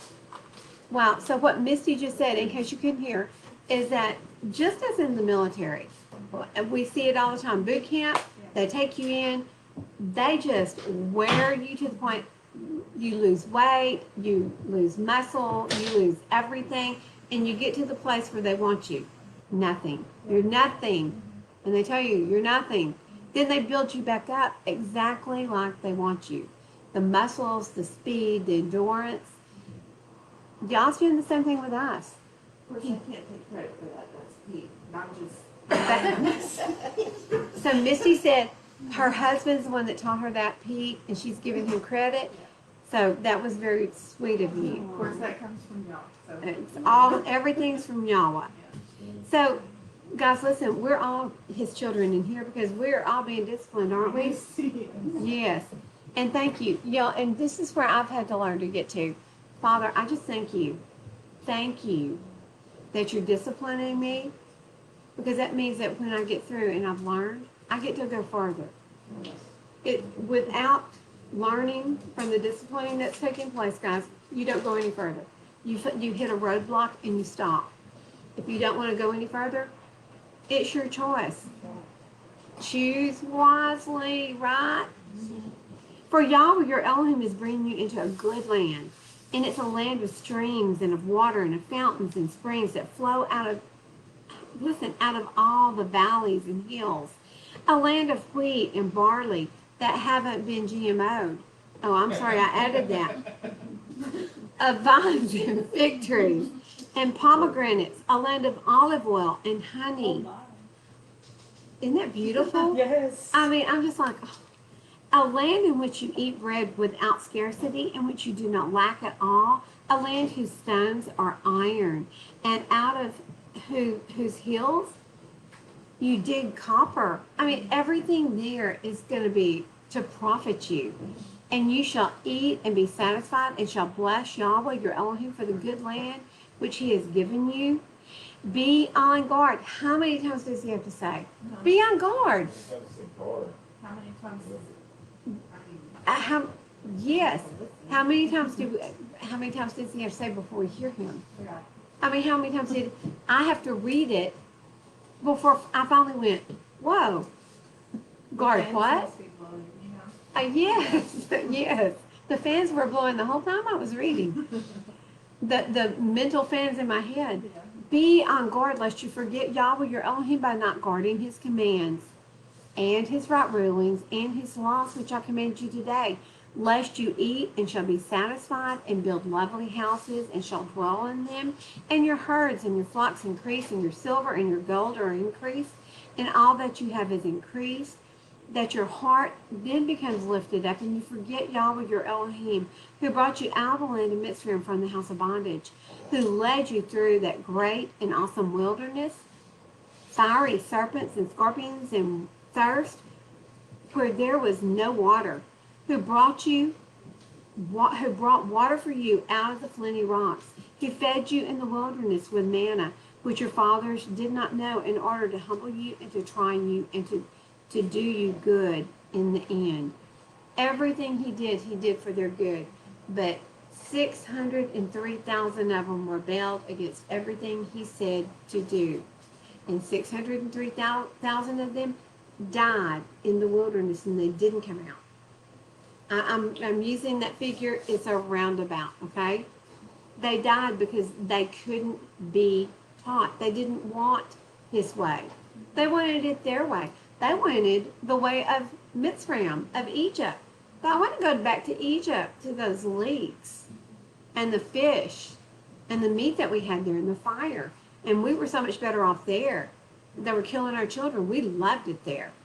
There's so much of a foreshadowing there, but the same things are happening now. Today, Right now. we're going through the And they're not exact going to same make thing. it in. They're Because they not. want to go back to, let me go back to the church where I was getting my ear tickled and it felt good. And Where you know, we're I starting. could eat all the bacon I wanted. And, They don't want to be fed, guys. Listen, they want the fake food.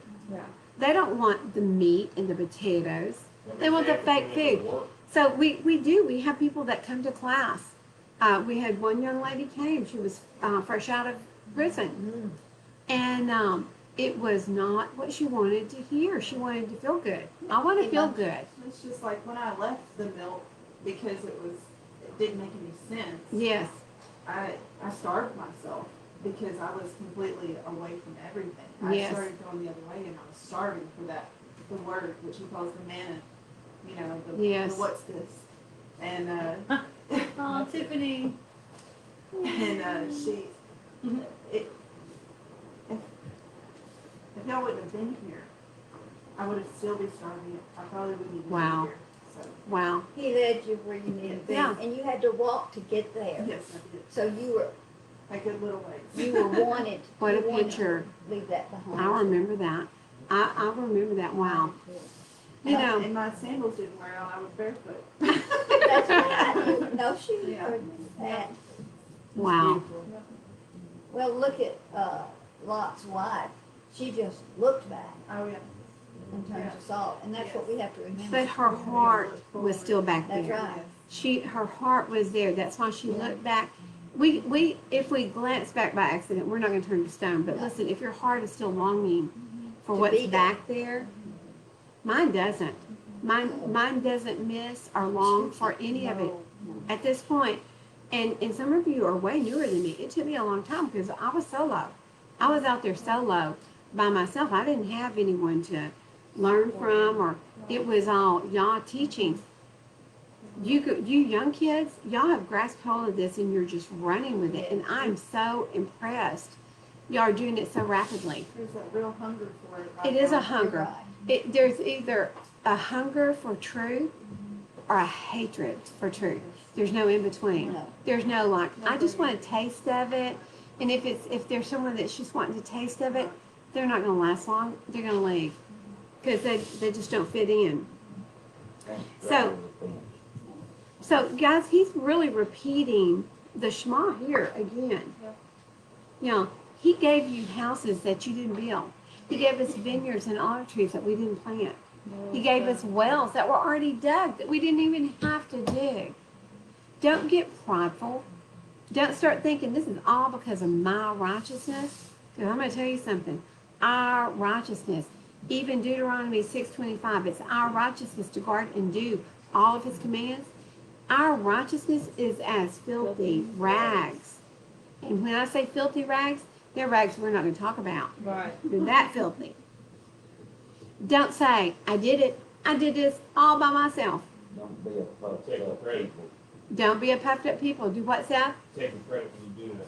Don't take credit for Don't what. boast in yourself, boast in him for doing so. And I see that with you all the time. I will be like, wow, you're like my superhero today, Seth. It's not me, it's y'all. Okay.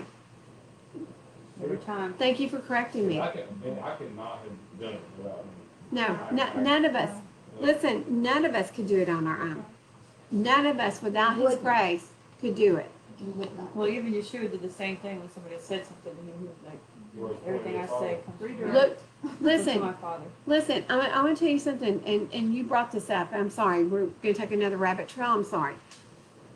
Who did Yahusha always point everyone back to? Abba. Here I am, but I represent him. Here I'm doing miracles. I represent him.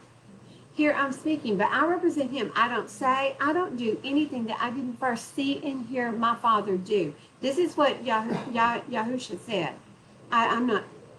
He didn't say one word. He didn't do one act that he didn't first see Abba do. He always pointed it back to Abba Yah. Who did the preachers point to? Yahusha. Yeah. Always. Well, no, He done it for let us me all. slap myself. Jesus. They don't point to Yahusha. They're pointing to Jesus.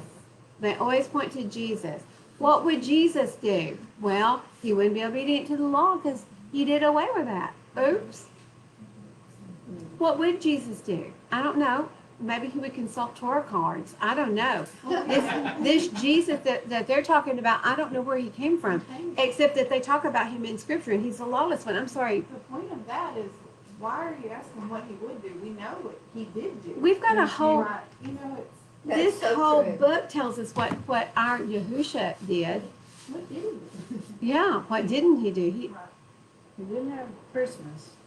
He didn't have Christmas because Or eat a that pig. was not his birthday.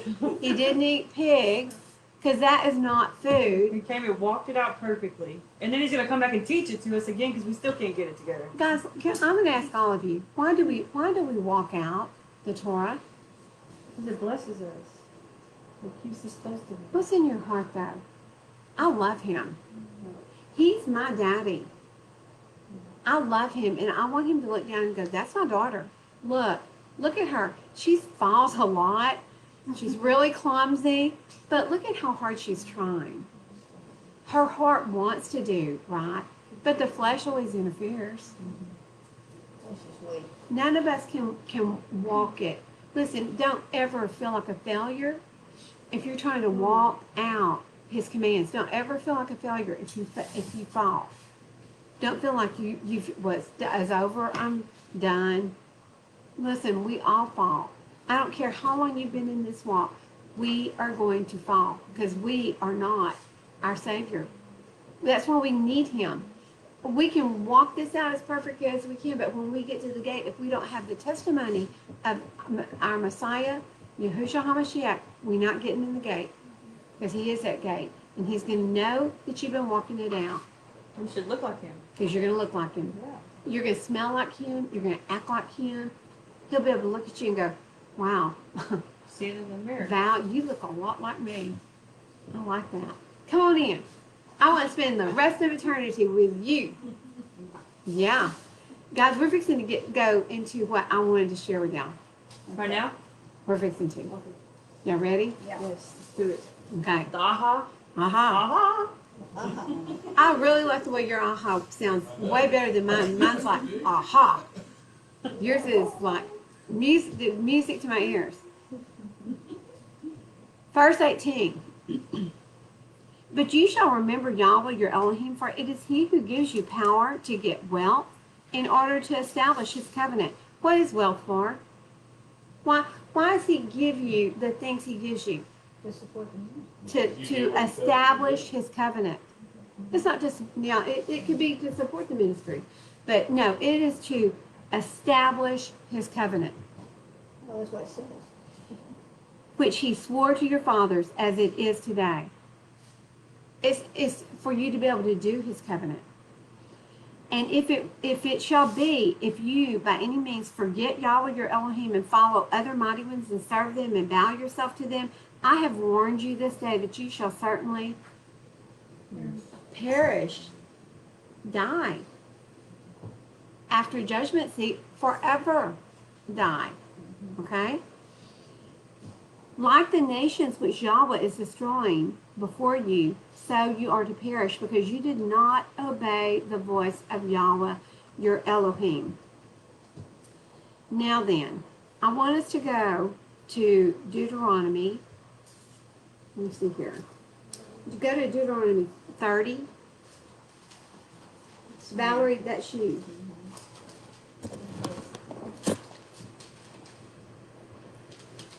And let me get there too.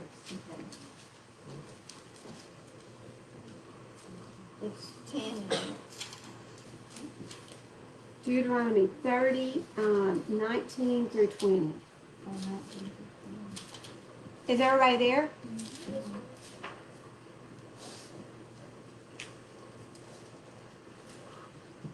Okay.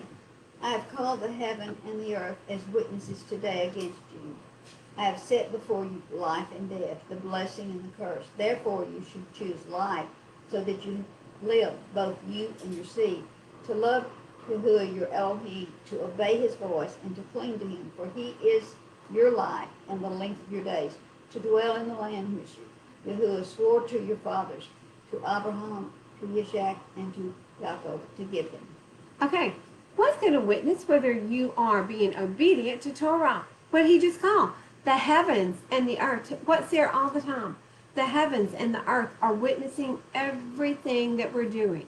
Can you see a rock getting up to testify at the judgment seat going, hey, I saw Misty, I saw her, she did this and that. Or a tree. Addie's laughing. The heavens and the earth, guys, are going to be our witnesses. Okay, let's go on to Deuteronomy 19:15. Listen, this is not it, okay? We're going to get there. Deuteronomy 19:15. So we've got two witnesses, the heavens and the earth. 19:15 says, one witness does not rise up against a man concerning any crookedness or any sin that he commits. At the mouth of two witnesses or at the mouth of three witnesses, a matter is established. So it takes two witnesses to establish anything. If you've sinned, there better be two witnesses at the judgment seat to say, Bailey, I saw Bailey steal a cookie. Her mama asked her, and she said, I didn't get that cookie. I saw it too. Two witnesses, okay? Now let's go to Deuteronomy 17, 6 through 7.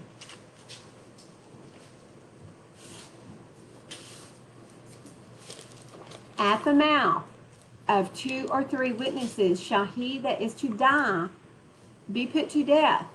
He is not put to death by the mouth of one witness. The hand of the witness says, shall be the first against him to put him to death, and the hand of all the people last.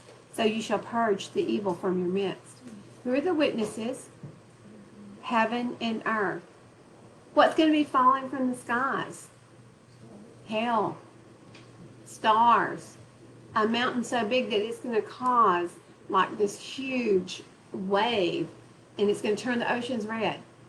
Guys, judgment's coming from the sky, from the two witnesses. They will be the two witnesses. Heaven and earth will be the two witnesses that will cast the first stones against the people. Oh, wow. Do you see where, that was a, oh my goodness moment. He's calling the heavens and earth to witness against us. Heavens and earth are indeed going to witness against us, and so will the judgment from the heavens and the earth. Is that not crazy? Yes. There was another moment in one of the Torah portions that Isaac said the same thing, that Really? somebody was doing something and thunder and lightning came, and he was saying that was the two witnesses against those people. I have Yes. to rewatch and see if I can figure that out, because Mount Sinai. it was the same thing that It was happened. Mount Sinai. The thunder and the lightning And were he the said that witnesses. those are the two witnesses against the people. Oh, Again, wow. so it was the heavens and the earth again. Yeah, the heavens and the earth. To me, that was just, I've never thought about it like that. That in the last days, all of the plagues, everything that's coming about, is coming about by nature. Right. That was just a, oh my goodness moment. Y'all aren't as hot as I was. I was like, wow. Oh, that was good. Everything he Christy, does, yours is as good as mine. everything he does is natural, but it's Yes. supernatural. I mean, Yes. It's that way, but it looks like it. Only he could create what he does. Yes. So, the heavens and earth, you think about it. They're the They're here with witnesses. us. They're the witnesses, and Yeah. they will put to death those they are witnessing against. Think about that. It's just.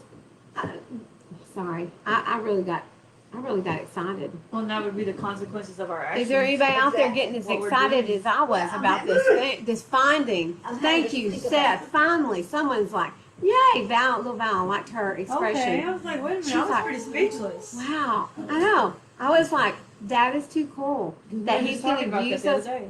because it's the witnesses that put you to death.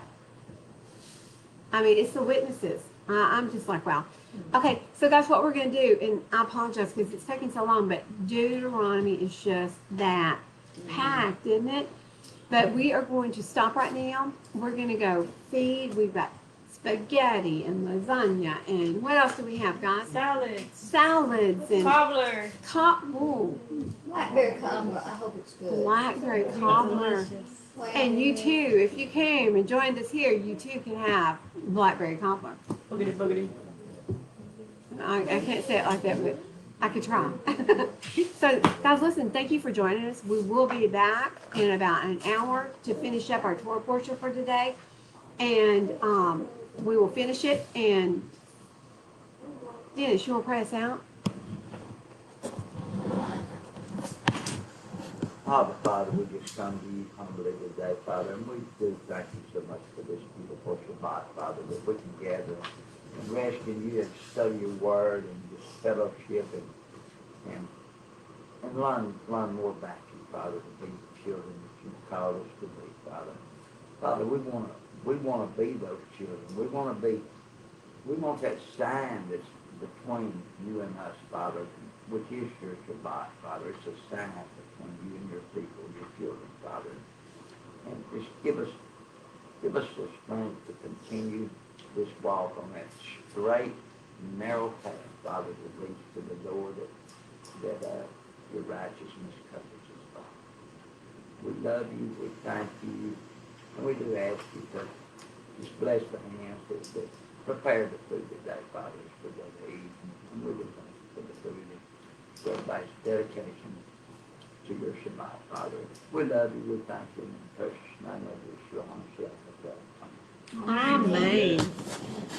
So we hope that you were blessed by this Torah portion. We still have the rest of the Torah portion to go, and so when we come back, we will be finishing that up, and I will label it as part 2.